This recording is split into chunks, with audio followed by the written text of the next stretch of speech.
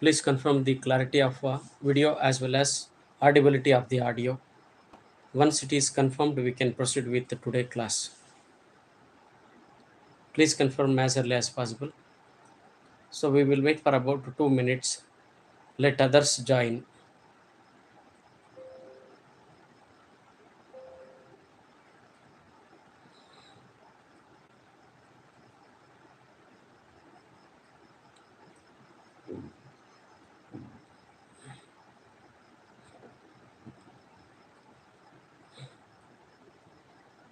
Good evening, Chandana. Good evening.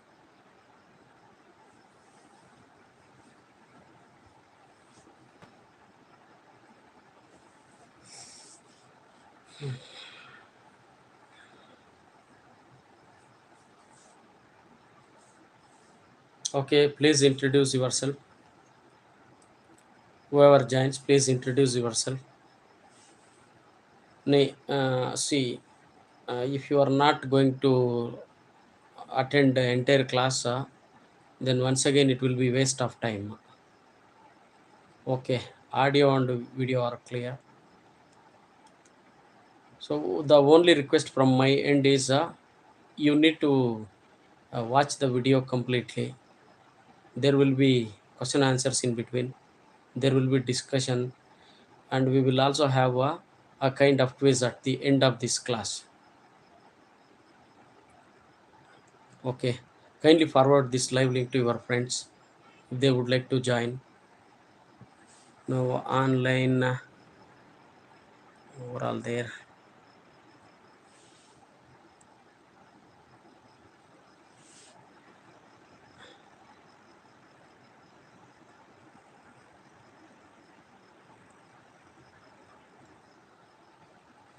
Yes, one is Chandana. Who else?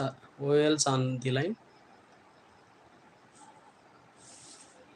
Please confirm your names. Some others too are also joined. Okay. Good evening, sir. Oh, this fellow, Sai Charan. Good evening, Sai Charan.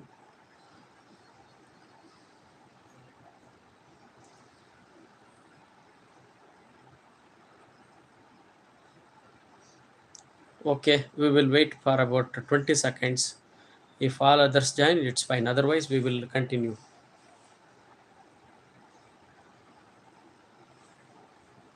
Yes.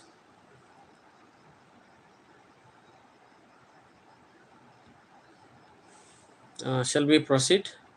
Already 3 minutes into live. Let's move on. Okay. Uh, we will be discussing about the extension of the British rule in India. How the Britishers expanded their kingdom in India. We may take about 2 hours time to finish this entire lesson. Since I will be speaking both in English as well as Kannada, we may consume more time. That's okay. And we also have quiz, including all those things, Kannada as well as English medium teaching plus quiz. We need minimum of 2 hours time. Maybe in this hour we will have an introduction to this lesson and the learnings what we will be discussing. All those things we'll try to discuss. Let's proceed further. ಆತ್ಮೀಯ ವಿದ್ಯಾರ್ಥಿ ಮಿತ್ರರೇ, ಈ ಅವಧಿಯಲ್ಲಿ ನಾವು ಮುಖ್ಯವಾಗಿ ಆ, British ಆಳ್ವಿಕೆಯ ವಿಸ್ತರಣೆ ವಿಸ್ತರಣೆ ಎಂಬ ಅಧ್ಯಾಯಕ್ಕೆ ಸಂಬಂಧಿಸಿದಂತೆ ಕಲಿತಕ್ಕಂಥ ಒಂದು ಪ್ರಯತ್ನವನ್ನು ಮಾಡಲಿದ್ದೇವೆ. ಈ ಅಧ್ಯಾಯದಲ್ಲಿ ಮುಖ್ಯವಾಗಿ ಆ, ಪೀಠಿಕೆ ಮತ್ತು ಬರ್ತಕ್ಕಂಥ ಇತರ ವಿಷಯಗಳನ್ನು ಕಲೀಲಿಕ್ಕೆ, ಜೊತೆಗೆ ಏನು ರಸಪ್ರಶ್ನೆ ಕಾರ್ಯಕ್ರಮ, ಈ ಎಲ್ಲವನ್ನು ಕಲೀಲಿಕ್ಕೆ 2 ಗಂಟೆ ಸಮಯಾವಕಾಶ ಬೇಕಾಗ್ತದೆ. ದಯವಿಟ್ಟು ಈ ತರಗತಿಗಳನ್ನು ಸಂಪೂರ್ಣವಾಗಿ ವೀಕ್ಷಿಸಿ ಮತ್ತು ಅದರ ಲಾಭವನ್ನು ಪಡ್ಕೊಳ್ಳಿ.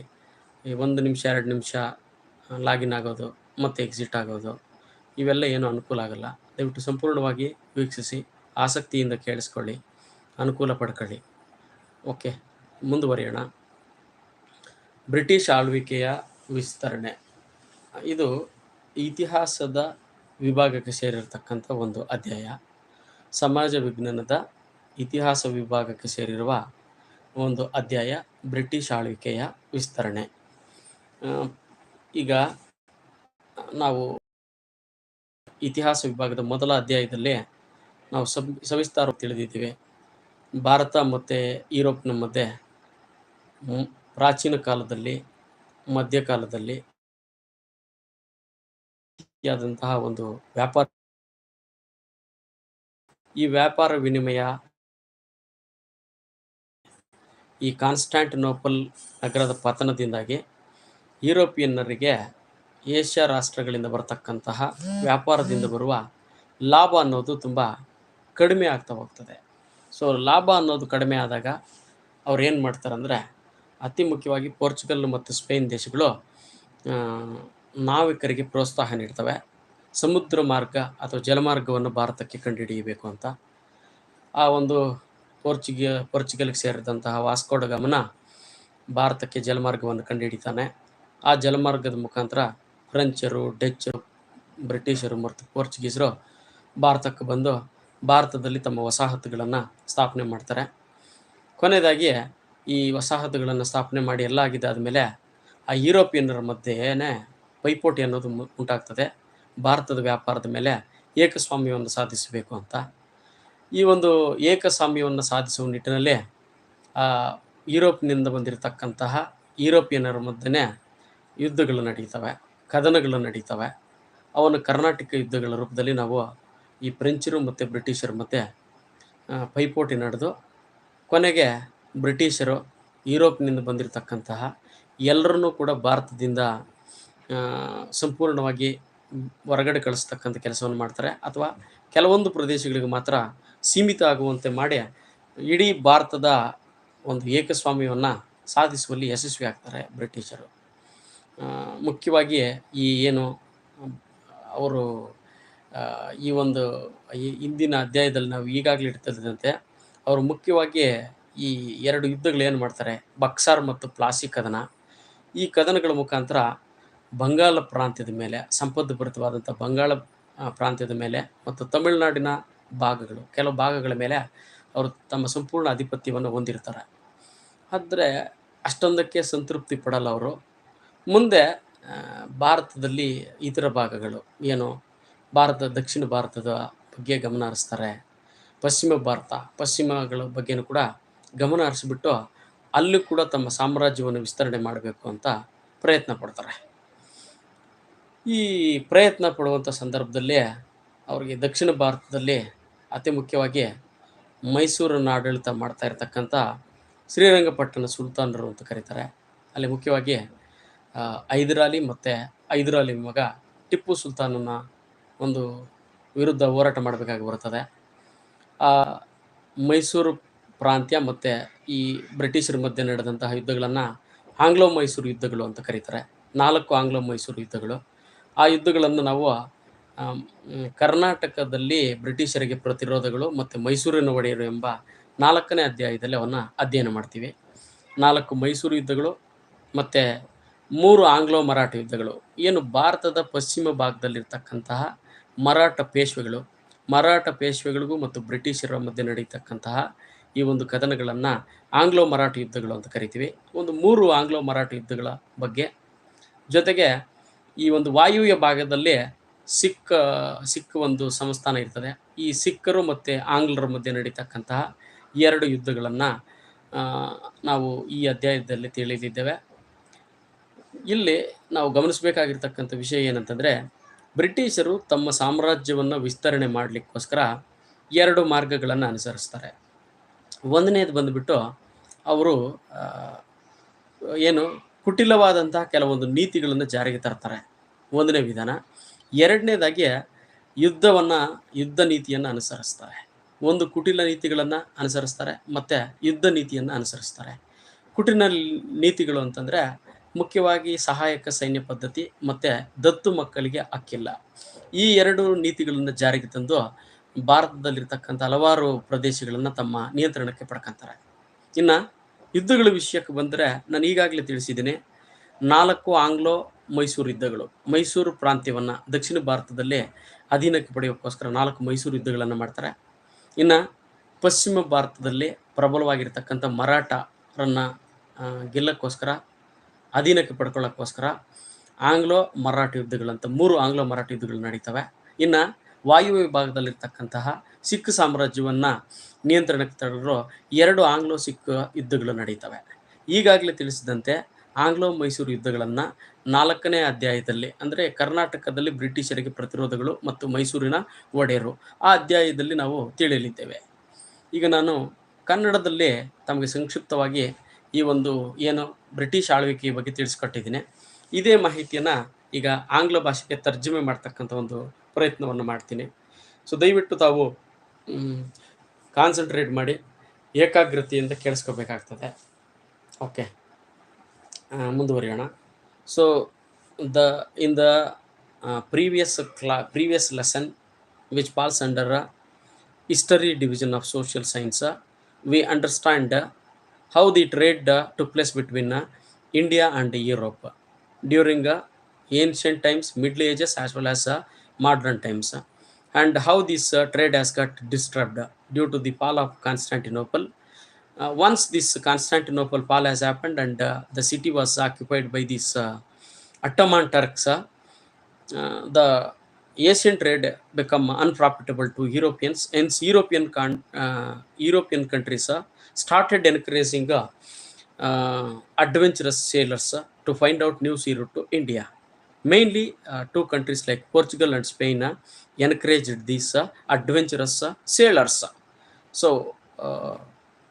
through this, especially a person called Vasco da Gama, who started his journey from Lisbon, which is the capital of Portugal, he was successful in finding new sea route to India, and Portuguese became the ones who re-established trade connection between India and Europe again.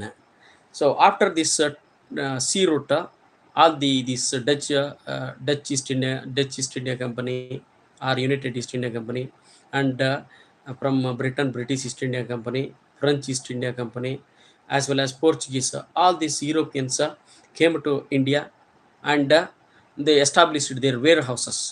But however, later on, so they wanted to establish supremacy or hegemony over Indian trade, due to which there were conflicts between Europeans themselves. So in order to conquer, in order to establish supremacy over trade, they started to compete each other. Finally, Britishers were successful, and they were able to send out all the Europeans out of India, or make sure other Europeans are limited to only few places. Especially Britishers were successful in controlling entire Indian trade. They were well established in Bengal province through Plassey and Buxar war, and they also implemented a policy called a system called dual government in 1765 through Robert Clive. Now, once they achieved supremacy over Bengal province, they thought of controlling South India, west part of India, as well as northwest part of India. In order to conquer and expand their kingdom, they used 2 methods.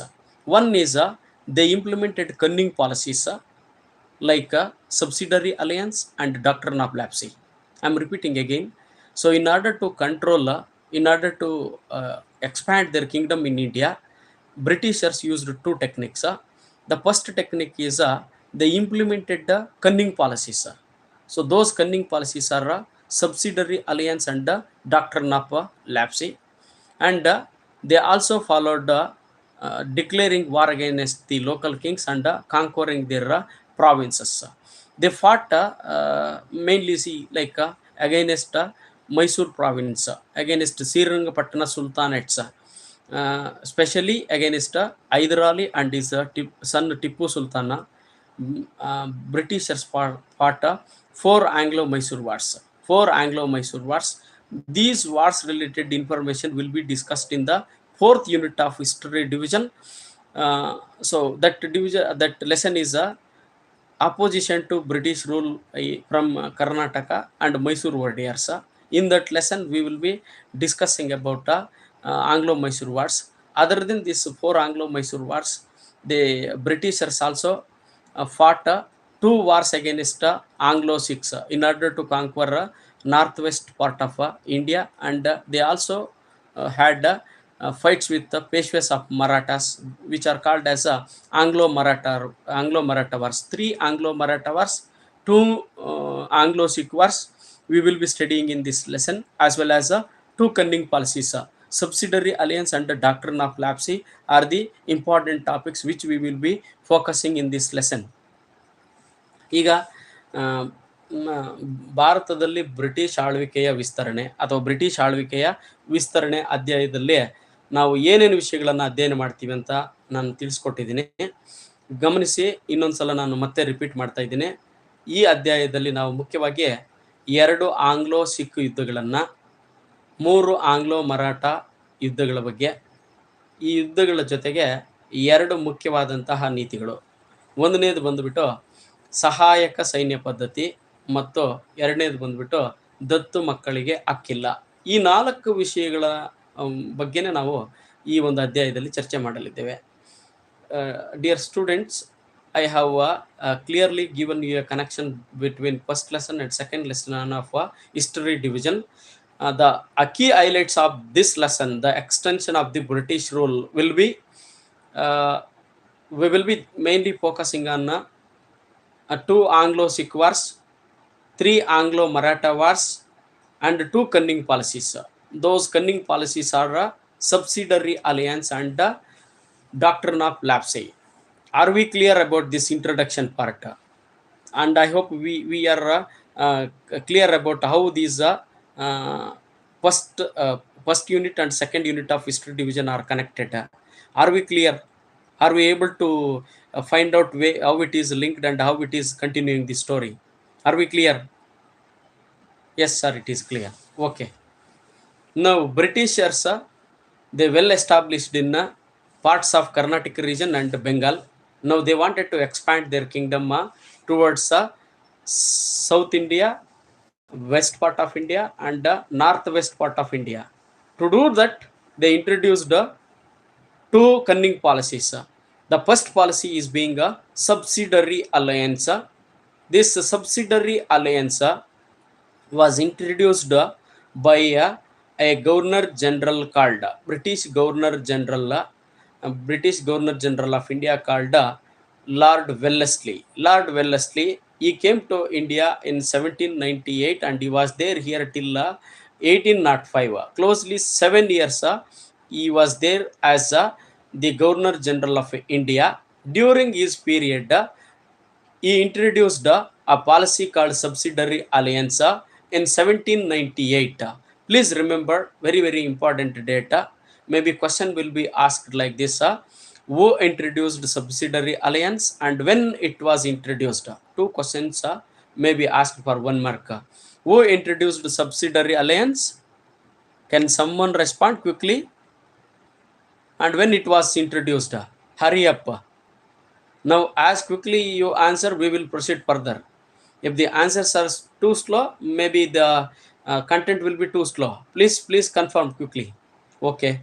Not Lord Wellesley. Lord Wellesley. Okay, he got the answer. Lord Wellesley is the person who introduced in the year 1798.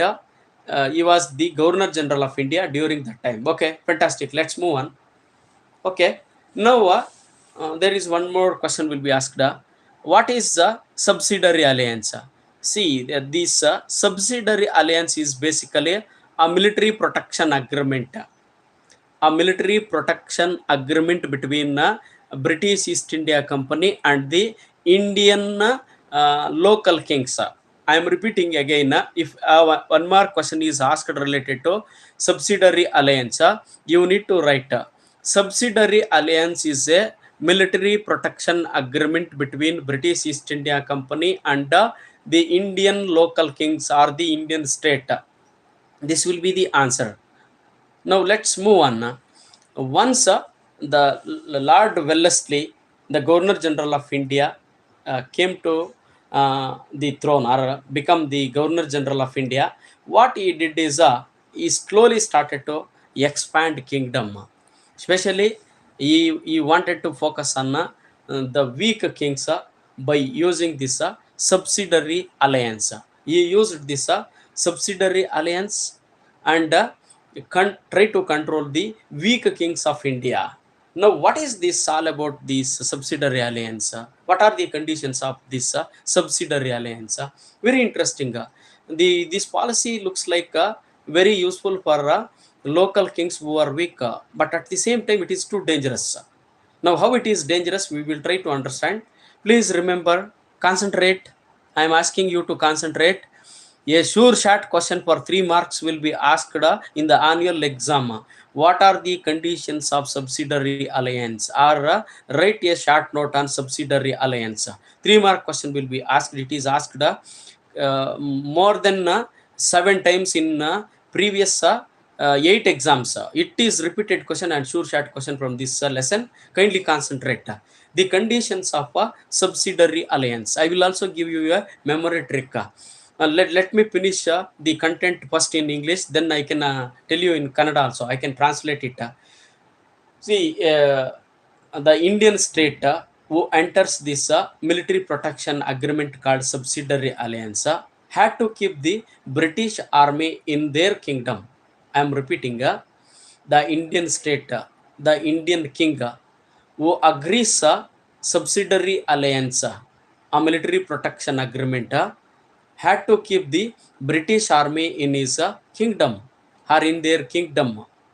Then not only that, the state or the local king who, who keep the British army, they have to look after all the expenses like food, shelter, salaries, and all the expenses of soldiers has to be borne by the local king. Not only looking after expenses, but also the local king or the local state has to pay certain revenue lands to the Britishers. Now here two conditions are there.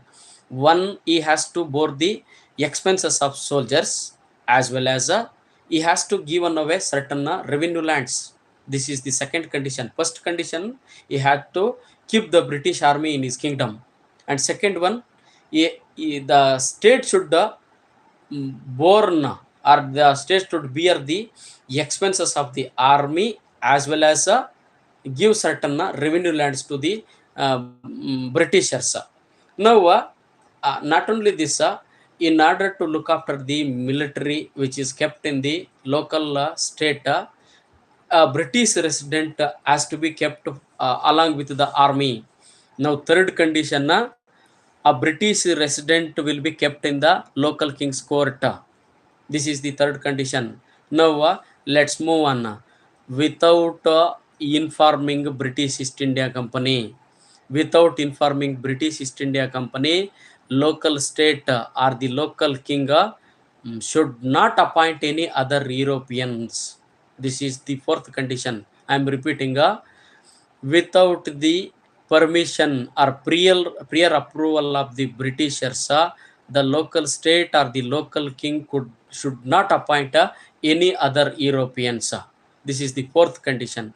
Then fifth one, and very interesting. If at all the local king decided to have any agreement or treaty or fact with any Indian state, he has to avail the prior approval of a British Governor General. Very dangerous condition it is. In order to either discuss or have an agreement or a fact or a treaty, the local state has to avail permission of the Governor General. Very important. If he accept all these five conditions, he will get only one thing. What he get back is he will get protection from internal as well as external aggressions or conspiracies. That's what he get. Now, by using this cunning policy, what Britishers did is they could able to exploit the local kings. The first state who entered or who signed this subsidiary alliance is Hyderabad. Hello. I hope I am okay. Now, these days the problem of this nonsense advertisements in between. That's okay. Now, by using this subsidiary alliance policy, the Britishers, British East India Company started to exploit the local kings. The first state which entered, which signed this subsidiary alliance is Hyderabad. Please remember, very very important. The first state to enter into subsidiary alliance is Hyderabad. Not only Hyderabad, there are other states who were became the victims of this subsidiary alliance, like our Mysore state, then Pune, Gwalior, Arcot, Berar, Marathas, Tanjavur, Awadh, all these states entered this subsidiary agreement and they became victims of this agreement. Now I am done with English, so let me maybe like give an idea related to this subsidiary alliance policy in Kannada too.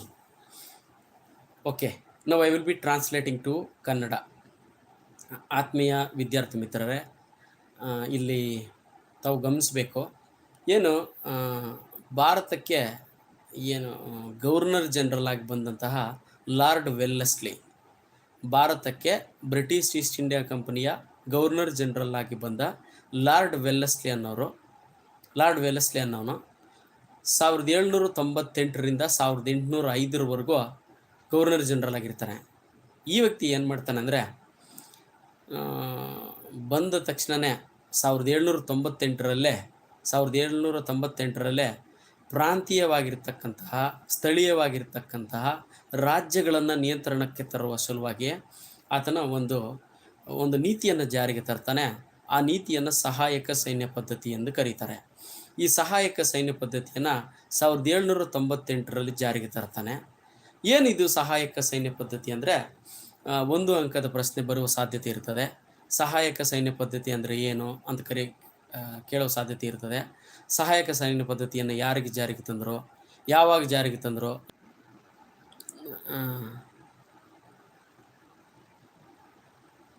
Hello, ಇದು ನಮ್ಮದು live class ಜಾಸ್ತಿ lengthy ಆದಷ್ಟು ಅಡ್ವರ್ಟೈಸ್ಮೆಂಟ್ಗಳ ಸಮಸ್ಯೆ ಇರ್ತದೆ. ತಾವು ಸ್ವಲ್ಪ ತಾಳ್ಮೆಯಿಂದ ಇರಬೇಕಾಗ್ತದೆ. ಅದು ನನ್ನ ಕೈಯಲ್ಲೂ ಏನೂ ಇಲ್ಲ. ಓಕೆ, ಸಹಾಯಕ ಸೈನ್ಯ ಪದ್ಧತಿಯನ್ನು ಲಾರ್ಡ್ ವೆಲ್ಲೆಸ್ಲಿಯು 1798ರಲ್ಲಿ ಜಾರಿಗೆ ತರ್ತಾನೆ. ಈ ಸಹಾಯಕ ಸೈನ್ಯ ಪದ್ಧತಿ ಅಂದರೆ ಏನಂತಂದರೆ, ಬ್ರಿಟಿಷ್ ಈಸ್ಟ್ ಇಂಡಿಯಾ ಕಂಪನಿ ಮತ್ತು ಭಾರತೀಯ ರಾಜ್ಯಗಳ ನಡುವೆ ಆಗ್ತಕ್ಕಂಥ ಒಂದು ಸೈನಿಕ ಒಪ್ಪಂದ. ಬ್ರಿಟಿಷ್ ಈಸ್ಟ್ ಇಂಡಿಯಾ ಕಂಪನಿ ಮತ್ತು ಭಾರತೀಯ ಸ್ಥಳೀಯ ರಾಜ್ಯಗಳ ನಡುವೆ ಆಗ್ತಕ್ಕಂತಹ ಸೈನಿಕ ಒಪ್ಪಂದಕ್ಕೆ ಸಹಾಯಕ ಸೈನಿಕ ಪದ್ಧತಿ ಎಂದು ಕರೀತಾರೆ. ಈ ಸಹಾಯಕ ಸೈನಿಕ ಪದ್ಧತಿಯಿಂದ ಬ್ರಿಟಿಷರು ತಮ್ಮ ಸಾಮ್ರಾಜ್ಯವನ್ನು ತುಂಬ ಸವಿಸ್ತಾರವಾಗಿ ವಿಸ್ತರಣೆ ಮಾಡ್ತಕ್ಕಂಥ ಒಂದು ಕೆಲಸವನ್ನು ಮಾಡ್ತಾರೆ. ಯಾಕಂತಂದರೆ ಈ ಸಹಾಯಕ ಸೈನ್ಯ ಪದ್ಧತಿಯಲ್ಲಿ ಇರ್ತಕ್ಕಂತಹ ಷರತ್ತುಗಳು ಆ ರೀತಿಯಾಗಿರ್ತವೆ. ಏನು ಷರತ್ತುಗಳಿರ್ತವೆ ಇದು ನೋಡಿ. ಕಳೆದ 8 ಪರೀಕ್ಷೆಗಳಲ್ಲಿ 7 ಬಾರಿ 3 ಅಂಕದ ಪ್ರಶ್ನೆ ಪ್ರತಿ ಸಲ ಕೇಳಿದರೆ, ದಯವಿಟ್ಟು ತಾವು ಇದನ್ನು ಗಮನವಿಟ್ಟು ಕೇಳಿಸ್ಕೊಳ್ಳೇಬೇಕು. 3 ಅಂಕದ ಪ್ರಶ್ನೆ ಖಂಡಿತವಾಗಿ ಬರ್ತದೆ. ಸಹಾಯಕ ಸೈನ್ಯ ಪದ್ಧತಿಯ ಷರತ್ತುಗಳನ್ನು ವಿವರಿಸಿ, ಸಹಾಯಕ ಸೈನ್ಯ ಪದ್ಧತಿಯ ನಿಬಂಧನೆಗಳನ್ನು ಬರೆಯಿರಿ ಅಥವಾ ಸಹಾಯಕ ಸೈನ್ಯ ಪದ್ಧತಿಯ ಬಗ್ಗೆ ಟಿಪ್ಪಣಿ ಬರೆಯಿರಿ ಅಂತ ಪ್ರಶ್ನೆ ಬರುವ ಸಾಧ್ಯತೆ ಇರುತ್ತದೆ. 3 ಅಂಕದ ಪ್ರಶ್ನೆ ಗಮನಿಸಬೇಕು. ಇದರಲ್ಲಿ ಮುಖ್ಯವಾಗಿ 6 ನಿಬಂಧನೆಗಳಿರ್ತವೆ. ಮೊದಲನೇ ನಿಬಂಧನೆ ಏನಂತಂದರೆ, ಬ್ರಿಟಿಷ್ ಸೈನ್ಯದ ತುಕಡಿಯನ್ನು ಏನು ಭಾರತೀಯ ರಾಜನು ತನ್ನ ಆಸ್ಥಾನದಲ್ಲಿ ಇಟ್ಕೋಬೇಕು. ಇದು 1ನೇ ಕಂಡೀಷನ್ನ. ಬ್ರಿಟಿಷ್ ಸೈನ್ಯದ ಸೈನಿಕ ತುಕಡಿಯನ್ನು ಭಾರತೀಯ ರಾಜನು ತನ್ನ ಆಸ್ಥಾನದಲ್ಲಿ ಇಟ್ಕೋಬೇಕು ಅನ್ನೋದು 1ನೇ ಒಂದು ಷರತ್ತಾಗಿರ್ತದೆ. ಈಗ 2ನೇ ಷರತ್ತು ಏನಂತಂದರೆ, ಬ್ರಿಟಿಷ್ ಸೈನ್ಯದ ತುಕಡಿಯ ಅದನ್ನು ನಿರ್ವಹಣೆ ಮಾಡ್ತಕ್ಕಂಥದ್ದು, ಅದಕ್ಕೆ ಸಂಬಂಧಿಸಿರ್ತಕ್ಕಂಥ ಖರ್ಚು ವೆಚ್ಚಗಳನ್ನು ನಿರ್ವಹಿಸಬೇಕಾಗಿರ್ತಕ್ಕಂಥದ್ದು, ಜೊತೆಗೆ ಕೆಲವೊಂದು ನಿರ್ದಿಷ್ಟ ಪ್ರದೇಶಗಳನ್ನು, ಕಂದಾಯ ಪ್ರದೇಶಗಳನ್ನು ಬ್ರಿಟಿಷರಿಗೆ ಕೊಡಬೇಕಾಗಿರ್ತದೆ.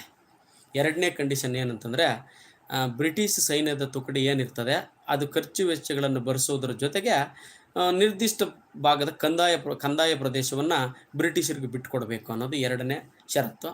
ಇನ್ನು 3ನೇ ಷರತ್ತು ಏನಂತಂದರೆ, ಈ ಸೈನ್ಯದ ಜೊತೆಗೆ ಒಬ್ಬ ಬ್ರಿಟಿಷ್ ರೆಸಿಡೆಂಟನ್ನು ನೇಮಕ ಮಾಡಿಕೊಟ್ಟಿರ್ತಾರೆ. ಅವನನ್ನು ಕೂಡ ಆಸ್ಥಾನದಲ್ಲಿ ಇಟ್ಕೋಬೇಕು. ಅವನಿಗೆ ಬಂಗ್ಲೋಯಿಂದ ಹಿಡಿದು ಅವನ ಖರ್ಚು ವೆಚ್ಚಗಳನ್ನು ಕೂಡ ಇವರೇ ಭರಿಸಬೇಕು.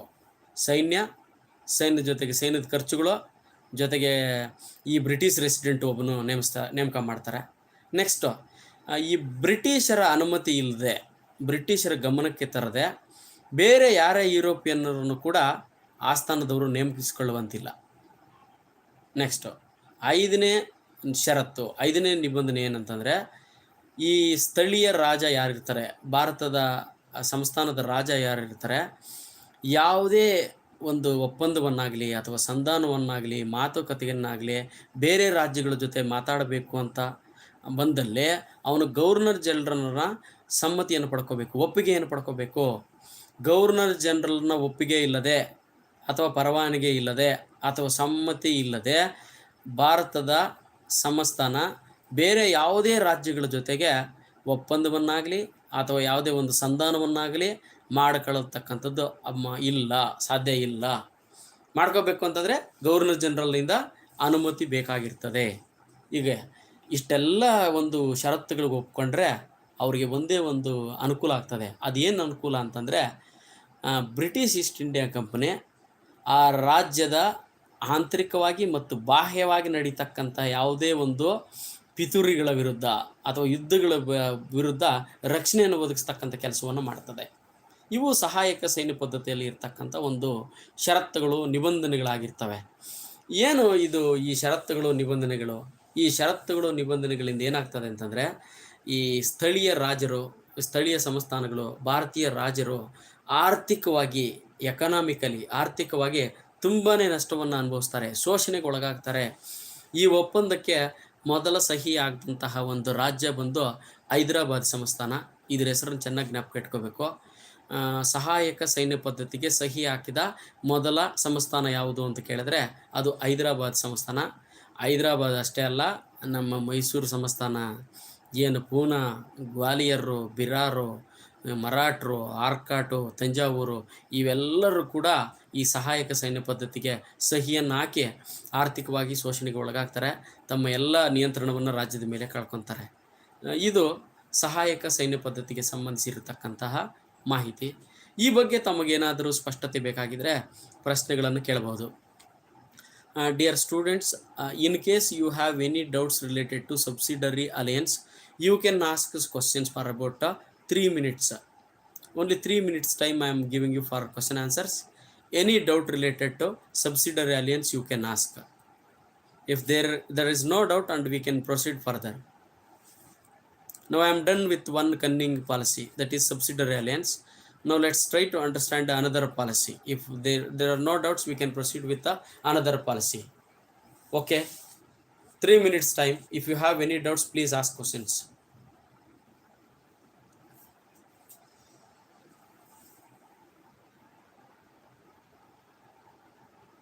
Yes. Jhansi, no, wait.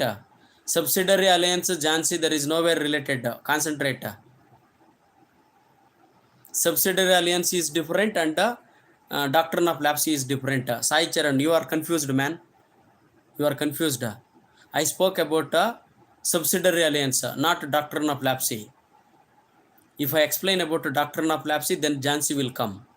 Please concentrate. Now something is overlapping in your mind.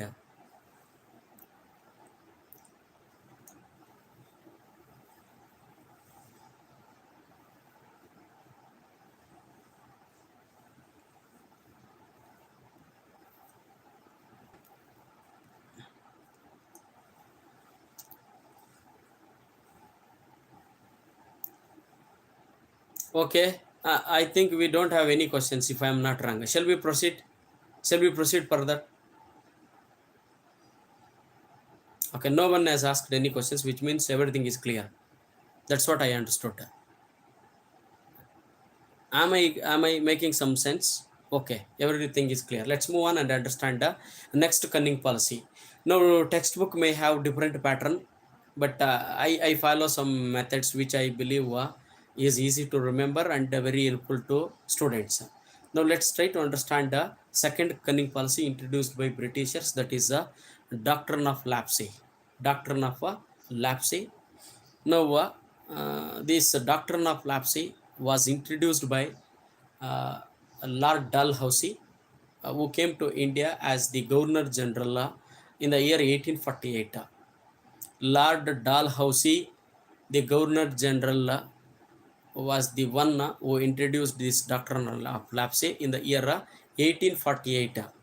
In the year 1848, doctrine of lapse was introduced by a Dalhousie, Lord Dalhousie. Now, what is this doctrine of lapse?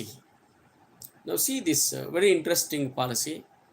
If any Indian king, dies childless, then his adopted children had no legal right over the throne. That is the policy. I am repeating the condition of this doctrine of lapse. If any Indian king dies childless, his adopted children had no legal right over the throne. That is the condition. When such state is simply merged or integrated with the British Empire. No, see, very interesting. If the king dies, if you don't have any children, now he cannot adopt anyone. If he adapts, even though he adapts, that adopted child will not be having any legal right over the throne. So automatically, without thinking anything, that state will be part of British Empire or merged with the British Empire. So by using this policy, many princely states, small states, became or merged with the British East India Company. Places like Jhansi, you might have heard about Jhansi Rani Lakshmi Bai. So Jhansi, Jaipur, Udaipur, Sambalpur, Nagpur, all these places and Satara, all these places were captured by using this doctrine of lapse. Please remember, there will be a chances of asking 2 more questions. Name the states which are merged with British Empire by using doctrine of lapse. So those states are being Jhansi, Jaipura, Udaipura, Sambalpura, Nagpura, Satara are the states which were merged with the British Empire by using a doctrine of lapse. Now, once these states become the part of British Empire, the princely states, kings, and the people who dependent on him, like soldiers who are working with that particular king, and many people has become what you say, they didn't get any benefit because they lost their employment. They become very their situation become very critical. Once they become like that, what they did is they expressed their emotions and loyalty of their towards their king in the form of rebellion. So that rebellion which was declared against Britishers in the year 1857 is called as the first war of Indian independence, or Sipahi Mutiny. The first war of Indian independence, or Sipahi Mutiny, took place in the year 1857. This we will be studying in the upcoming lessons. So I am done with this doctrine of lapse. I will be translating same thing to Kannada. ಈ ಏನು 1848ರಲ್ಲಿ governor general ಆಗಿ ಭಾರತಕ್ಕೆ ಬಂದ doll ಹೌಸಿ, 1848ರಲ್ಲಿ ಭಾರತಕ್ಕೆ ಬಂದಂತಹ ಇವನು ಕೂಡ governor general ಆಗಿ ಬರ್ತಾನೆ, ಲಾರ್ಡ್ ಡಾಲ್ ಹೌಸಿ. ಈ ಡಾಲ್ ಹೌಸಿ ಒಂದು ನೀತಿಯನ್ನು ಜಾರಿಗೆ ತರ್ತಾನೆ. ಆ ನೀತಿ ಹೆಸರೇ ದತ್ತು ಮಕ್ಕಳಿಗೆ ಹಕ್ಕಿಲ್ಲ ಅಂತ. ಈ ಒಂದು ನೀತಿಯ ಉದ್ದೇಶ ಏನಾಗಿರ್ತದೆ ಅಂತಂದರೆ, ದೇಶ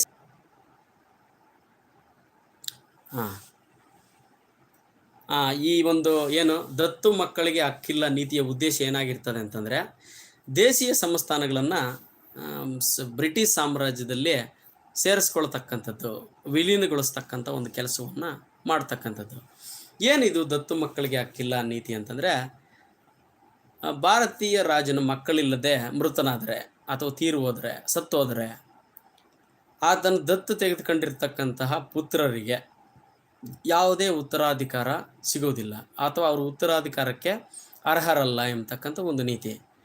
ಭಾರತೀಯ ರಾಜನು ಮಕ್ಕಳಿಲ್ಲದೆ ಮೃತನಾದರೆ ಆತನು ದತ್ತು ತೆಗೆದುಕೊಂಡಿರ್ತಕ್ಕಂಥ ಪುತ್ರನಿಗೆ ರಾಜ್ಯದ ಮೇಲೆ ಉತ್ತರಾಧಿಕಾರತ್ವದ ಮೇಲೆ ಯಾವುದೇ ಹಕ್ಕಿಲ್ಲ ಎಂಬುದೇ ದತ್ತು ಮಕ್ಕಳಿಗೆ ಹಕ್ಕಿಲ್ಲ ಎನ್ನುವ ನೀತಿ. ಸೊ ಈ ಒಂದು ದತ್ತು ಮಕ್ಕಳಿಗೆ ಹಕ್ಕಿಲ್ಲದೆ ಇದ್ದಾಗ ಆ ರಾಜ ಸತ್ತೋದ ಅಂತಂದರೆ ಆರಾಮಾಗಿ ಆ ಸಾಮ್ರಾಜ್ಯವನ್ನು ನೇರವಾಗಿ ಬ್ರಿಟಿಷ್ ಸಾಮ್ರಾಜ್ಯದ ಜೊತೆ ಸೇರಿಸ್ಕೊಂಡ್ಬಿಡ್ತಕ್ಕಂಥ ಒಂದು ನೀತಿ ಇದು, ದತ್ತು ಮಕ್ಕಳಿಗೆ ಹಕ್ಕಿಲ್ಲ ಎನ್ನುವ ನೀತಿ. ಸೊ ಈ ನೀತಿಯನ್ನು ಬಳಸಿಬಿಟ್ಟು ಹಲವಾರು ಏನು ಪ್ರಾಂತೀಯ ರಾಜರನ್ನು ಅವರು ವಿಲೀನಗೊಳಿಸ್ಕೊತಾರೆ. ಮುಖ್ಯವಾಗಿ ಈ ಝಾನ್ಸಿ, ಜೈಪುರ, ಸಂಬಾಲ್ಪುರ, ಉದಯಪುರ, ನಾಗಪುರ ಈ ಎಲ್ಲ ಒಂದು ಸಂಸ್ಥಾನಗಳನ್ನು ಕೂಡ ಬ್ರಿಟಿಷ್ ಸಾಮ್ರಾಜ್ಯದ ಜೊತೆ ಸೇರಿಸ್ಕೊಂಡ್ಬಿಡ್ತಾರೆ. ಈ ಒಂದು ನೀತಿಯಿಂದಾಗಿ ರಾಜರಿಗೆ ಪಾಪ ಅವ್ರಿಗೆ ಇರ್ತಕ್ಕಂಥ ಸಿಂಹಾಸನ ಹೋಗ್ಬಿಡ್ತದೆ. ಅವ್ರ ಜೊತೆ ಕೆಲಸ ಮಾಡ್ತಾ ಇರ್ತಕ್ಕಂಥ ಸೈನಿಕರಿಗೂ ಕೂಡ ಕೆಲಸ ಇಲ್ದಿರ ಆಗ್ಬಿಡ್ತದೆ. ಅವ್ರನ್ನೇ ನಂಬ್ಕೊಂಡಿರ್ತಕ್ಕಂಥ ಎಲ್ಲ ಜನರಿಗೂ ಕೂಡ ಒಂಥರ ಬೇಜಾರಾಗ್ತದೆ. ಅವ್ರ ಬಗ್ಗೆ ಏನು ಸಿಂಪತಿ, ಸಹಾನುಭೂತಿ ಹೊಂದಿರತಕ್ಕಂಥ ಜನಸಾಮಾನ್ಯರು ಎಲ್ಲರೂ ಸೇರಿಬಿಟ್ಟು ಕೋಪ ಮಾಡ್ಕೊಂಡು ಅವರ ದೇಶವನ್ನು, ಅವರ ಸೇಡನ್ನು ಬ್ರಿಟಿಷರ ವಿರುದ್ಧ ಒಂದು ಕಿಚ್ಚಿನ ರೂಪದಲ್ಲಿ, ಬೆಂಕಿಯ ರೂಪದಲ್ಲಿ 1857ರಲ್ಲಿ ಹೋರಾಟ ಮಾಡ್ತಾರೆ ಬ್ರಿಟಿಷರ ವಿರುದ್ಧ. ಇದನ್ನು ಭಾರತದ ಪ್ರಥಮ ಸ್ವಾತಂತ್ರ್ಯ ಸಂಗ್ರಾಮ ಅಥವಾ ಸಿಪಾಯಿ ದಂಗೆ ಅಂತ ಕರೀತಾರೆ. 1857ರ ಭಾರತದ ಪ್ರಥಮ ಸ್ವಾತಂತ್ರ್ಯ ಸಂಗ್ರಾಮ ಅಥವಾ ಸಿಪಾಯಿ ದಂಗೆ ಅಂತ ಕರೀತಾರೆ. ಇದನ್ನು ಮುಂದಿನ ತರಗತಿಗಳಲ್ಲಿ ನಾವು 1857ರ ಪ್ರಥಮ ಸ್ವಾತಂತ್ರ್ಯ ಸಂಗ್ರಾಮ ನಂತರ ಒಂದು ಅಧ್ಯಾಯ ಇದೆ ಇತಿಹಾಸ ವಿಭಾಗದಲ್ಲಿ, ಅದರ ಬಗ್ಗೆ ಸವಿಸ್ತಾರವಾಗಿ ಚರ್ಚೆ ಮಾಡ್ತೀವಿ. ಈಗ ದತ್ತು ಮಕ್ಕಳಿಗೆ ಹಕ್ಕಿಲ್ಲ ಈ ಒಂದು ನೀತಿಯ ಬಗ್ಗೆ ನಾನು ಸ್ಪಷ್ಟವಾಗಿ ತಿಳಿಸಿದ್ದೀನಿ. ಈ ಒಂದು ದತ್ತು ಮಕ್ಕಳಿಗೆ ಹಕ್ಕಿಲ್ಲ ನೀತಿಯ ಬಗ್ಗೆ ಏನಾದರೂ ಸಂಶಯಗಳಿದ್ದರೆ, ಸಂದೇಹಗಳಿದ್ದರೆ, ಪ್ರಶ್ನೆಗಳಿದ್ದರೆ ತಾವು ಕೇಳ್ಬೋದಾಗಿರ್ತದೆ. 2 ನಿಮಿಷ ಕಾಲಾವಕಾಶ.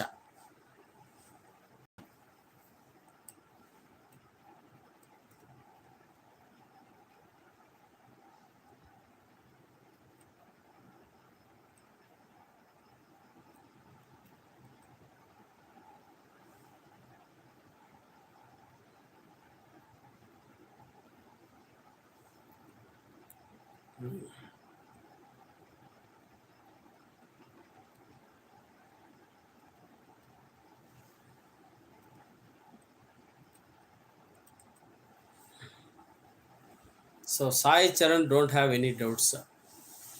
What about others? I am waiting. Sai ಚರಣ್ಗೆ ಯಾವುದೇ ರೀತಿಯಾದ ಸಂದೇಹಗಳು ಇಲ್ಲ, ಎಲ್ಲ ಸ್ಪಷ್ಟವಾಗಿದೆ. ಬೇರೆಯವ್ರಿಗೆ ನಾನು ಕಾಯ್ತಾ ಇದ್ದೀನಿ ನಿಮ್ಮ ಉತ್ತರಕ್ಕೆ.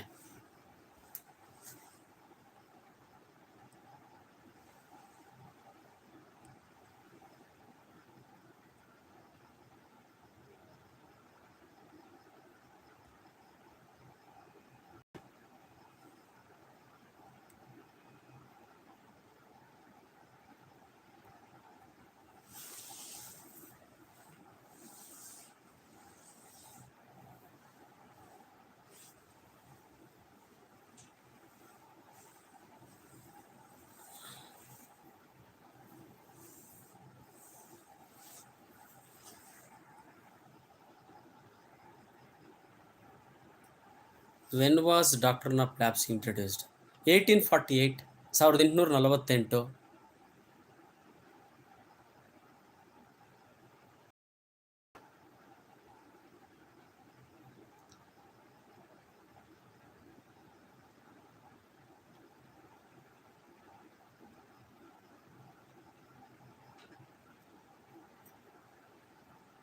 Okay, shall we proceed further? Okay. So there were like 3 Anglo-Maratha wars fought between Marathas and Britishers. We'll try to understand about at least one war in this class, and remaining we will try to discuss in the next class. Okay. First Anglo-Maratha War took place between 1775 to 1782. 1775 to 1782, 7 years war. Now please, we need to understand one thing. Shah Alam II, he was faced defeat from Britishers during Battle of Buxar, which held in the year 1764.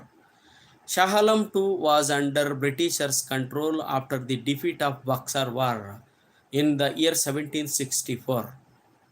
But what the Marathas did is they bring this Shah Alam II and made him as a Mughal emperor in Delhi.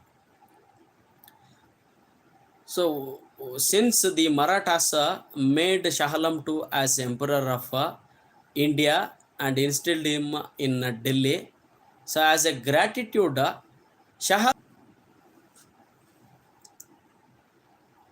as a gratitude, Shah Alam II, what he did is he gave two places to Marathas. Those two places are Allahabad and Kora. Allahabad and Kora. Please remember these names. Now these two places, Allahabad and Kora, already earlier he had given to Britishers. Please understand. Earlier, Shah Alam II had given two places, Allahabad and Kora, to Britishers. Okay. Now Marathas made him as emperor in Delhi. Once again, what Shah Alam did is same places which were given to Britishers, he gave it to Marathas again. Now, due to this, there was like what do you say, enmity between Marathas and Britishers. Enmity between Marathas and Britishers. Already there is enmity, and there is one more incident happens at Marathas. That is Marathas strong man called Madhava Rao. Peshwe Madhava Rao died. After the death of Marathas strong man Madhava Rao Peshwe, it was major setback for Marathas. After the death of Madhava Rao Peshwe, what had happened is his brother Narayan Rao came to the power as a Peshwe. But what has happened is unluckily or luckily, we don't know what is luckily or unluckily, his own uncle Raghoba or Raghunath Rao has assassinated Narayan Rao. He assassinated Narayan Rao. As a result, what happened is there is a position vacant Peshwe again. Peshwe post is vacant, and many people wanted to become the Peshwe of Maratha Federation. But what the Maratha Federation decided is they brought in Madhava Rao II. Madhava Rao II, who was the son of Narayan Rao. Actually, he was a minor. During that time, he was minor. Madhava Rao II was minor. He was son of Narayan Rao to the post of Peshwe. Now, due to this, Raghunath Rao or Raghoba, he thought if he finishes Narayan Rao, he automatically becomes the Peshwa of Maratha Federation. But Federation, what did is Federation brought in Narayan Rao son Madhav Rao II as Peshwa of Marathas. Due to this, Raghoba was very upset, and what he did is he requested Britishers support. Now Britishers were already waiting for a situation to interfere in the matters of Marathas. Now there was a long war happened between 1775 to 1782 between Marathas and Britishers. In the beginning stages, early phases of the war, Marathas had very good control over war, and they even like upper hand over Britishers. But later on, they lost this Ahmedabad to Britishers, and helpless situation. What the Maratha Federation, they were unable to face competition. They were unable to fight against Britishers. Finally, they accepted an agreement called, they entered into an agreement called Salbai Agreement in the end of the war. And due to this, the Britishers named Madhav Rao II as the Peshwa of Marathas. This is first Anglo-Maratha war. I will try to translate it into Kannada once. Okay. ಆತ್ಮೀಯ ವಿದ್ಯಾರ್ಥಿ ಮಿತ್ರರೇ, ಏನು ಈ Anglo Maratha ಯುದ್ಧಗಳು, ಅಲ್ಲಿ 3 ಯುದ್ಧಗಳು ಬರ್ತವೆ. ಈಗ ಮೊದಲನೇ ಆಂಗ್ಲೋ ಮರಾಠ ಯುದ್ಧದ ಬಗ್ಗೆ ಚರ್ಚೆ ಮಾಡ್ತಕ್ಕಂಥ ಒಂದು ಪ್ರಯತ್ನವನ್ನು ಮಾಡ್ತೀನಿ. 1775ರಿಂದ 1782ವರೆಗೂ ಮೊದಲ ಆಂಗ್ಲೋ ಮರಾಠ ಯುದ್ಧ ನಡೀತದೆ. ಇಲ್ಲಿ ನಾವು ಗಮನಿಸಬೇಕಾಗಿರ್ತಕ್ಕಂಥ ವಿಷಯ, ಮೊಘಲ್ ಚಕ್ರವರ್ತಿ ಆಗಿರ್ತಕ್ಕಂಥ ಎರಡನೇ ಶಹಲಮ್ಮನು 1764ರಲ್ಲಿ ನಡೆದ ಬಕ್ಸಾರ್ ಕದನದಲ್ಲಿ ಸೋತಿರ್ತಾನೆ. ಇವನು ಮೀರ್ ಕಾಸಿಮನ ಜೊತೆ ಸೇರ್ಕೊಂಡ್ಬಿಟ್ಟು ಸೋತಿರ್ತಾನೆ. ಹಾಗಾಗಿ ಅವನು ಬ್ರಿಟಿಷರ ಹಿಡಿತದಲ್ಲಿರ್ತಾನೆ, ಬ್ರಿಟಿಷರ ಹಿಡಿತದಲ್ಲಿರ್ತಾನೆ. ಮರಾಠರು ಏನು ಮಾಡ್ತಾರಂದರೆ, ಈ ಮೊಘಲ್ ಚಕ್ರವರ್ತಿ ಶಹಲಮನ್ನ ವಾಪಸ್ ತಗೊಂಬಂದು ಅವನು ದೆಹಲಿಯಲ್ಲಿ ಸಿಂಹಾಸನದ ಮೇಲೆ ಕೂರಿಸಿ, ನೀನೇ ಭಾರತದ ಚಕ್ರವರ್ತಿ ಅಂತ ಒಂದು ಘೋಷಣೆಯನ್ನು ಹೊರಡಿಸ್ಬಿಡ್ತಾರೆ. ಆಗ ಏನು ಪಾಪ ಶಹಲಂಟು, ಅಯ್ಯೋ ಮರಾಠರು ನನಗೆ ಸಹಾಯ ಮಾಡಿದ್ರಲ್ಲ ಅಂತ ಹೇಳ್ಬಿಟ್ಟು 2 ಪ್ರದೇಶಗಳನ್ನು, ಯಾವುದು ಕೋರಾ ಮತ್ತು ಅಲಹಾಬಾದ್ 2 ಪ್ರದೇಶಗಳನ್ನು ಬ್ರಿಟಿಷರು ಏನು ಮರಾಠರಿಗೆ ಕೊಡ್ತಾನೆ. ಕೋರಾ ಮತ್ತು ಅಲಹಾಬಾದ್ ಪ್ರದೇಶಗಳನ್ನು ಮರಾಠರಿಗೆ ಕೊಡ್ತಾನೆ. ಇಲ್ಲಿ ಒಂದು ವಿಶೇಷತೆ ಏನಂತಂದರೆ, ಈ ಅಲಹಾಬಾದು ಮತ್ತು ಕೋರಾ ಪ್ರದೇಶಗಳನ್ನು ಶಹಲಮ್ಮ ಮೊದಲು ಬ್ರಿಟಿಷರಿಗೆ ಕೊಟ್ಟಿರ್ತಾನೆ. ಅದೇ ಪ್ಲೇಸ್ಗಳನ್ನು ಈಗ ಮರಾಠರಿಗೆ ಮತ್ತೆ ಕೊಡ್ತಾನೆ. ಈ ಥರ ಕೊಟ್ಟಾಗ ಏನಾಗ್ತದೆ ಅಂತಂದರೆ, ನಮಗೆ ಕೊಟ್ಟಿರ್ತಕ್ಕಂಥ ಪ್ಲೇಸ್ಗಳನ್ನು ಅವ್ರಿಗೆ ಕೊಡ್ತೀಯ ಅಂತ ಹೇಳ್ಬಿಟ್ಟು ಬ್ರಿಟಿಷರು ಮತ್ತು ಮರಾಠರ ಮಧ್ಯೆ ವೈರತ್ವ ಅನ್ನೋದು ಉಂಟಾಗ್ತದೆ, ಶತ್ರುತ್ವ ಅನ್ನೋದು ಉಂಟಾಗ್ತದೆ. ಈ ಶತ್ರುತ್ವದ ಜೊತೆಗೆ ಅಲಹಾಬಾದ್ ಮತ್ತು ಕೋರಾ ಪ್ರದೇಶಗಳಿಂದ ಉಂಟಾದ ಶತ್ರುತ್ವದ ಜೊತೆಗೆ ಇದೇ ಸಂದರ್ಭದಲ್ಲಿ ಮರಾಠರ ಬಲಿಷ್ಠ ಪೇಶ್ವೆ, ಅತಿ ಬಲಿಷ್ಠ ಪೇಶ್ವೆ ಆಗಿರ್ತಕ್ಕಂತಹ ಮಾಧವರಾವ್ನ ಮರಣ ಹೊಂದುತ್ತಾನೆ. ಮಾಧವರಾವ್ನ ಮರಣ ಹೊಂದುತ್ತಾನೆ. ಇದು ಮರಾಠರಿಗೆ ಒಂಥರ ಹಿನ್ನಡೆ ಆಗ್ತದೆ. ಆಗ ಈ ಮಾಧವರಾವ್ ಸಾವನ ನಂತರ, ಮರಣದ ನಂತರ ಆತನ ತಮ್ಮ ನಾರಾಯಣ ರಾವ್ನು ಅಧಿಕಾರಕ್ಕೆ ಬರ್ತಾನೆ. ನಾರಾಯಣ ರಾಯ್ನು ಅಧಿಕಾರಕ್ಕೆ ಬರ್ತಾನೆ ಪೇಶ್ವೆಯಾಗಿ. ಆದರೆ ಈ ನಾರಾಯಣ ರಾವ್ ಅವರ ಚಿಕ್ಕಪ್ಪ ಇರ್ತಾನೆ, ಇವನು ಖತರ್ನಾಕ್ ಕಂತ್ರಿ ನನ್ನ ಮಗ. ಅವನ ಹೆಸರು ರಘುನಾಥ ರಾವ್, ರಾಘೋಬ ಅಂತ. ಈ ಥರ ರಘುನಾಥ್ ಅಂತ ಹೆಸರಿರೋರು ಹಿಂಗೇನು ಗೊತ್ತಿಲ್ಲ. ಈ ರಘುನಾಥ ರಾಘೋಬ ಅನ್ನೋನು ನಾರಾಯಣ ರಾವ್ನ ಸ್ವಂತ ಚಿಕ್ಕಪ್ಪ. ಆದರೂ ಕೂಡ ಪೇಶ್ವೆ ನಾನಾಗಬೇಕು ಅಂತೇಳಿ ನಾರಾಯಣ ರಾವ್ನ ಕೊಲೆ ಮಾಡಿಸ್ಬಿಡ್ತಾನೆ, ಸಾಯಿಸ್ಬಿಡ್ತಾನೆ. ಈಗೇನಾಗ್ತದೆ ಅಂತಂದರೆ, ಮತ್ತೆ ಈಗ ಮೊದಲು ಪೇಶ್ವೆ ಮಾಧವರಾವ್ ಇದ್ದ, ಮಾಧವರಾವ್ ಸತ್ತೋಗ್ಬಿಟ್ಟ ಅಂತ ಹೇಳ್ಬಿಟ್ಟು ಅವನು ತಮ್ಮ ನಾರಾಯಣ ರಾವ್ ಅಧಿಕಾರಕ್ಕೆ ಬಂದ. ನಾರಾಯಣ ರಾಯ್ನು ಕಂಟಿನ್ಯೂ ಆಗಿಬಿಟ್ರೆ ನನಗೆ ಅಧಿಕಾರ ಸಿಗಲ್ಲ ಅಂತ ಹೇಳ್ಬಿಟ್ಟು ಅವನು ಚಿಕ್ಕಪ್ಪ ರಾಘೋಬ ಅಥವಾ ರಘುನಾಥ ನಾರಾಯಣ ರಾಯ್ನ ಸಾಯಿಸಿಬಿಟ್ಟ, ಕೊಲೆ ಮಾಡಿಬಿಟ್ಟ. ಈಗ ಪೇಶ್ವೆ ಸ್ಥಾನಕ್ಕೆ ಮತ್ತೆ ಖಾಲಿ ಇದೆ, ಯಾರಾಗಬೇಕು ಮುಂದಿನ ಪೇಶ್ವೆ ಅಂತ ಹೇಳ್ಬಿಟ್ಟು ಮತ್ತೆ ಗಲಾಟೆ ಶುರುವಾಗ್ತದೆ. ಈಗ ಇಲ್ಲೇ ಮುಖ್ಯವಾಗಿ ಗಮನಿಸಬೇಕು, ಬ್ರಿಟಿಷ್ ಏನು ಮರಾಠ ಒಕ್ಕೂಟ ಏನಿದೆ, ಮರಾಠರ ಒಕ್ಕೂಟರು ಎಲ್ಲರೂ ಒಟ್ಟಾರೆ ಒಂದು ಚರ್ಚೆ ಮಾಡಿ ಈ ನಾರಾಯಣ ರಾಯನ ಮಗನಾಗಿರ್ತಕ್ಕಂಥ ಎರಡನೇ ಮಾಧವರಾವನ್ನ ಪೇಶ್ವೆಯನ್ನಾಗಿ ಆಯ್ಕೆ ಮಾಡ್ಕೊಂಡ್ಬಿಡ್ತಾರೆ. ನಾರಾಯಣ ರಾಯನ ಮಗನಾಗಿರ್ತಕ್ಕಂತಹ ಮಾಧವರಾವ್ ಎರಡರನ್ನ ಮರಾಠರ ಪೇಶ್ವೆಯನ್ನಾಗಿ ಆಯ್ಕೆ ಮಾಡ್ಕೊಂಡ್ಬಿಡ್ತಾರೆ. ಇವನನ್ನು ಆಯ್ಕೆ ಮಾಡಿದಾಗ ಇವನು ತುಂಬ ಸಣ್ಣ ಮಗುವಾಗಿರ್ತಾನೆ, ಇವನಿಗಿನ್ನ ವಯಸ್ಸು ತುಂಬಿರಲ್ಲ. ಅಂಥವ್ನು ತೊಗೊಂಬಂದ್ಬಿಟ್ಟು ಪೇಶ್ವೆಯನ್ನಾಗಿ ಆಯ್ಕೆ ಮಾಡ್ತಾರೆ. ಇವನನ್ನು ಪೇಶ್ವೆಯಾಗಿ ಮಾಡಿದ್ದು ನಮ್ಮ ರಘುನಾಥ ರಾಯನಿಗೆ ಸಹಿಸ್ಕೊಳ್ಳೋಕ್ಕಾಗೋದೇ ಇಲ್ಲ. ಏನೋ ಪ್ಲ್ಯಾನ್ ಮಾಡಿ, ಏನೋ ಕಷ್ಟಪಟ್ಟು ಆ ನಾರಾಯಣ ರಾಯನ ಸಾಯಿಸಿಬಿಟ್ಟೆ, ನಾನು ಪೇಶ್ವೆ ಆಗ್ತೀನಿ ಅಂದ್ಕೊಂಬಂದ್ಬಿಟ್ಟಂದ್ರೆ ಇವನ್ಯಾವನೋ ಇವನ್ಯಾರು ಮಾಧವರಾವ್ ಟೂನ್ ತಗೊಂಬಂದ್ಬಿಟ್ಟು ಮತ್ತೆ ಪೇಶ್ವೆ ಆಡ್ಬಿಟ್ರಲ್ಲಪ್ಪ ಅಂತ ಬೇಸರಕ್ಕೆ ಒಂದು ಆಗ್ತಾನೆ. ಅಂದರೆ ಇವನಿಗೆ ಹೆಂಗಾಗಿದೆ ಅಂದರೆ ಪರಿಸ್ಥಿತಿ, ಏನಪ್ಪ ಓದ ಗವಾಕ್ಷಿ ಅಂತಂದರೆ ಬಂದ ಮೀನಾಕ್ಷಿ ಅಂದಂಗೆ ಆಗೈತಿ ಇವನಿಗೆ ಕೆಲಸ. ಅವನು ಹೋದ್ಮೇಲೆ ನಾರಾಯಣ ರಾವ್ನ ಮುಗಿಸ್ಬಿಟ್ರೆ ನಾನು ಪೇಶ್ವೆ ಆಗ್ತೀನಿ ಅಂದ್ಕೊಂಡಿದ್ದ. ಆದರೆ ಮರಾಠ ಒಕ್ಕೂಟ ಅವನ ಮಗನ ಆಯ್ಕೆ ಮಾಡಿಬಿಡ್ತಾರೆ ಪೇಶ್ವೆ ಆಗಿಬಿಟ್ಟು. ಈಗ ಮರಾಠರಿಗೂ ಮತ್ತು ಬ್ರಿಟಿಷರಿಗೂ 7 ವರ್ಷಗಳ ಸತತವಾದಂತಹ ಯುದ್ಧ ನಡೀತದೆ.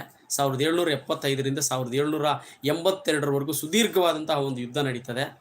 ಪ್ರಾರಂಭದಲ್ಲಿ ಮರಾಠರಿಗೆ ತುಂಬಾ ಒಂದು ಏನೋ ಪ್ರಬಲವಾಗಿದೆ, ಮತ್ತು ಏನೋ ಒಂದು ರೀತಿಯಾಗಿ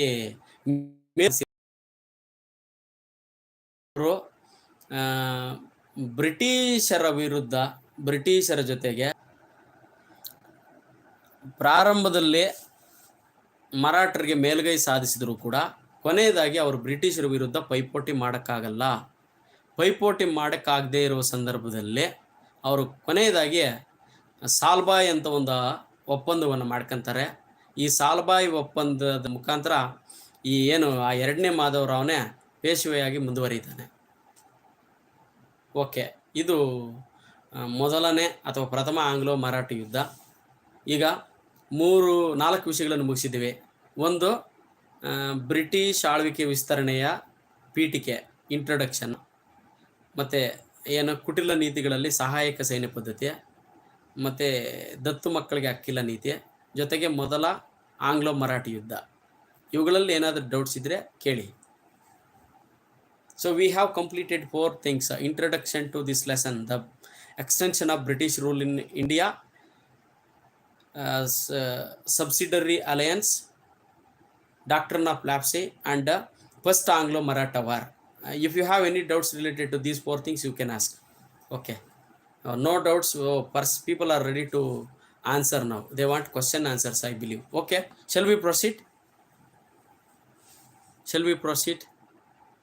Now let me find some good content for asking questions. Let me search some questions for you. Yes sir. Wait sir. I am searching for something. I don't know where I kept these quiz questions.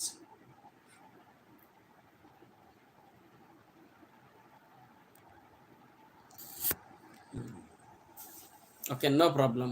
Even though if I don't get notes, it's okay. I will ask from the memory palace, no problem. If I get, it's okay. If not, no problem.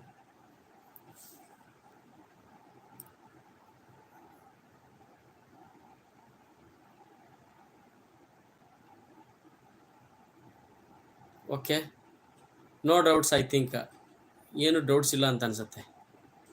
ಪ್ರಶ್ನೆಗಳನ್ನು ಕೇಳ್ಬೋದಾ?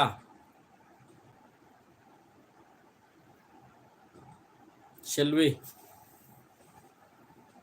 Okay. Name the treaty which concluded the first Anglo-Maratha war. Name the treaty which concluded first Anglo-Maratha war. I will not be translating questions into Kannada. If anyone needs, please let me know. I will ask in Kannada also. ಮೊದಲ Anglo Maratha ಯುದ್ಧವನ್ನು ಕೊನೆಗೊಳಿಸಿದ ಒಪ್ಪಂದ ಯಾವುದು? Name the treaty which concluded first Anglo Maratha war. ಮೊದಲ Anglo Maratha ಯುದ್ಧವನ್ನು ಕೊನೆಗಾಣಿಸಿದ ಒಪ್ಪಂದವನ್ನು ತಿಳಿಸಿ. Yes, waiting for answers. Hurry up.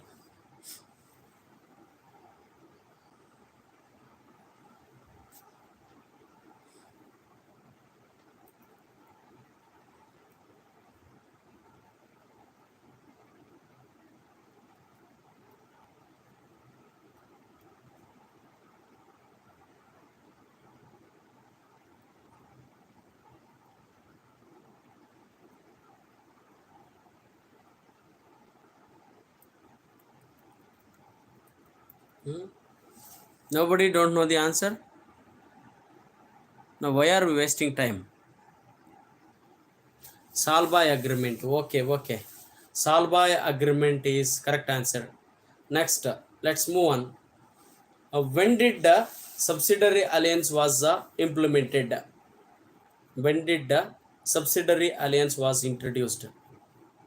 ಸಹಾಯಕ ಸೈನ್ಯ ಪದ್ಧತಿಯನ್ನು ಯಾವಾಗ ಜಾರಿಗೆ ತರಲಾಯಿತು? ಸಹಾಯಕ ಸೈನ್ಯ ಪದ್ಧತಿಯನ್ನು ಯಾವಾಗ ಜಾರಿಗೆ ತರಲಾಯಿತು? Very good Chandana, very good Sai Charan. 1798 is correct answer. Let's move on. Who introduced subsidiary alliance or who implemented subsidiary alliance? ಸಹಾಯಕ ಸೈನ್ಯ ಪದ್ಧತಿಯನ್ನು ಯಾರು ಜಾರಿಗೆ ತಂದರು? ಸಹಾಯಕ ಸೈನ್ಯ ಪದ್ಧತಿಯನ್ನು ಯಾರು ಜಾರಿಗೆ ತಂದರು?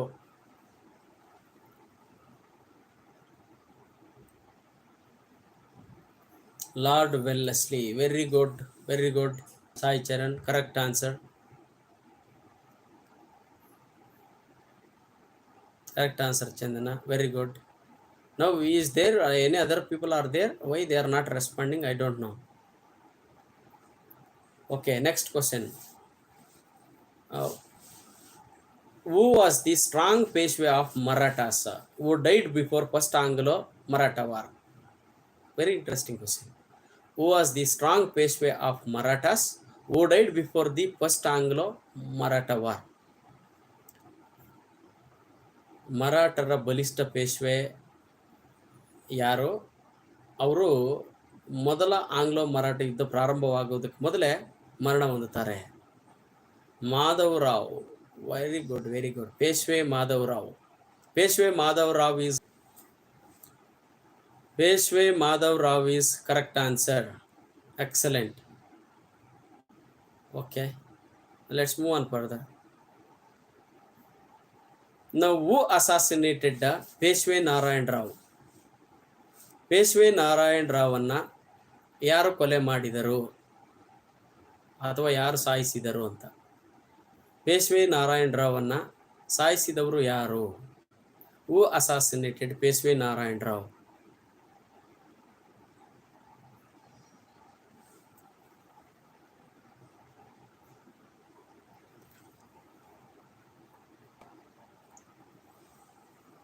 Hurry up, hurry up.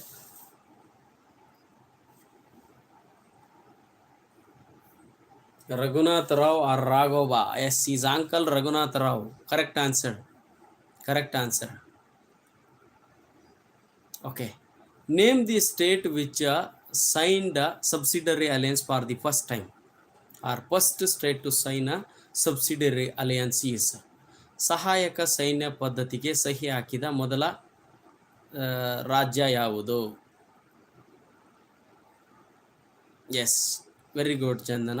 Hyderabad ಸರಿ ಉತ್ತರ. ಹೈದರಾಬಾದ್ ಸರಿ ಉತ್ತರ.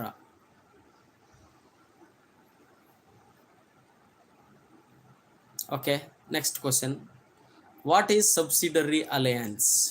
What is subsidiary alliance? You need to answer at least in a sentence, or one word answer is not sufficient to this question. ಸಹಾಯಕ ಸೈನ್ಯ ಪದ್ಧತಿ ಎಂದರೆ ಏನು? ಇದು ಒಂದು ವಾಕ್ಯ ಅಥವಾ ಎರಡು ವಾಕ್ಯದಲ್ಲಿ ಉತ್ತರ ನೀಡಬೇಕು. ಒಂದು ಪದದಲ್ಲಿ ಉತ್ತರ ನೀಡಿದರೆ ಸಾಕಾಗುವುದಿಲ್ಲ. ಸಹಾಯಕ ಸೈನ್ಯ ಪದ್ಧತಿ ಎಂದರೆ ಏನು?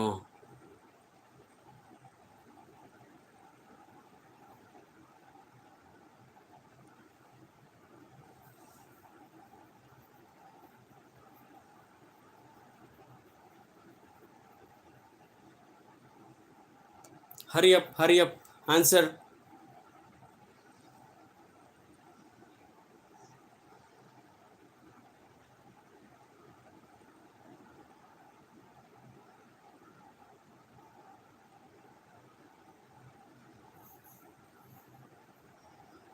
I am waiting for answers.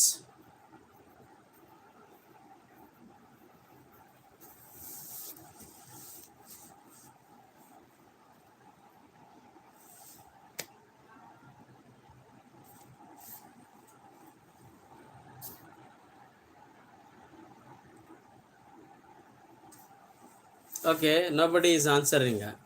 Shall I tell the answer? Subsidiary alliance is a military protection. Very good, very good. Military protection agreement between the British East India Company and India local kings. Correct answer, Chandana. Very good, very good. Okay, now I request you to write conditions of subsidiary alliance at least 2 to 3 times and practice it. Conditions of subsidiary alliance, write 3 times and practice it. Now with this I am concluding today class. Thanks for your patience listening. We will meet day after tomorrow again and try to finish this lesson. Thanks for your patience listening and cooperation. So in case you have any doubts, you can ask still. I will spare about 2 minutes time.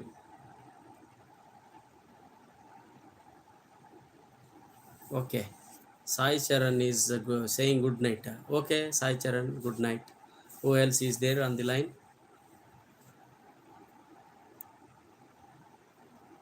Okay. Okay, sir, good night. Okay, Chandana. Okay. Thank you, all of you. Thank you. Bye bye. Good night.